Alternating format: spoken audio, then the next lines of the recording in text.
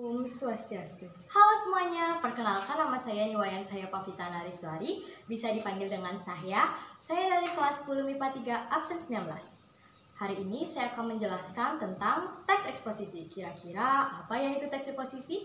Dan teman-teman udah tahu belum apa sih itu teks eksposisi? Kalau belum, sekarang saya akan menjelaskannya.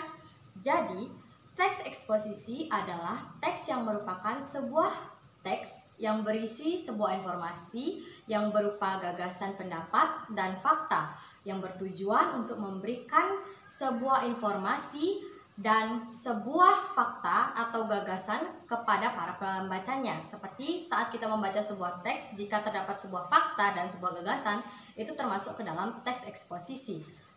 Yang selanjutnya saya akan jelaskan adalah unsur-unsur yang terdapat dalam teks eksposisi. Kira-kira ada yang udah tahu belum apa sih unsur-unsur yang terdapat dalam teks eksposisi?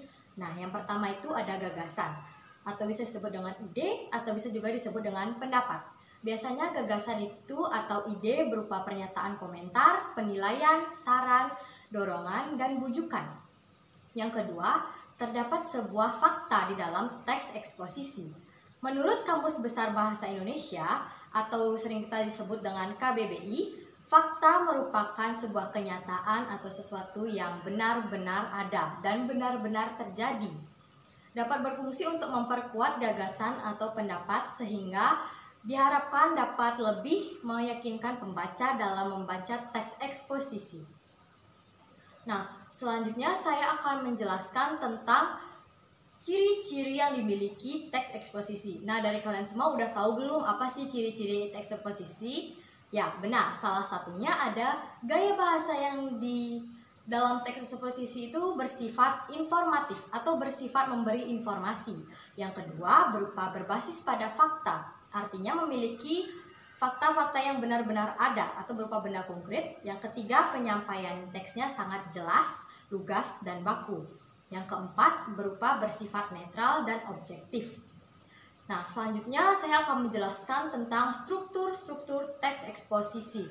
Tentunya di awal itu pasti ada tesis. Apa sih itu tesis? Tesis adalah pengenalan isu, masalah, ataupun pandangan penulis secara umum tentang topik yang akan dibahas di dalam teks eksposisi.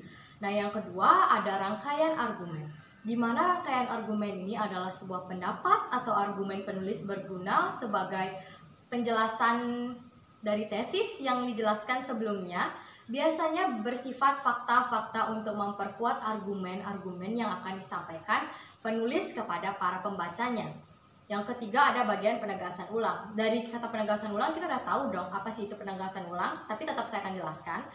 Penegasan ulang adalah perumusan kembali secara ringkas atau lebih kesimpulannya ya.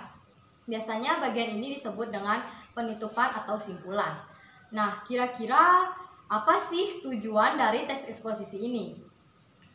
Tujuan teks eksposisi adalah untuk memberitahukan sesuatu secara jelas kepada para pembaca sehingga tidak ada pemahaman atau bisa disebut dengan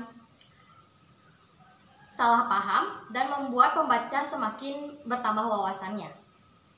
Sekian yang dapat saya sampaikan dari teks eksposisi ini. Mohon maaf apabila ada kesalahan kata yang tentunya tidak disengaja. Saya melakukan penutupan dengan ini.